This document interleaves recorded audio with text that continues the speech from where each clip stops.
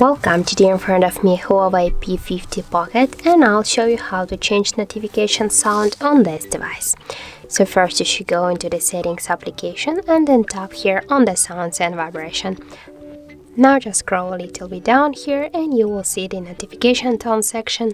Just click there, and here, as can you see, we can select our new notification sound from the music on our device. But how to set your custom notification sound you can find on our HardReset YouTube channel. I will show you how to change your default notification tone. So just by this way you can select one from this available notification tones, and just to save the changes you should go back, and as can you see here, our notification sound has changed successfully. So that's it, that's how it looks. Thank you guys for watching, and if you find this video helpful, don't forget to leave a like, comment and to subscribe our channel.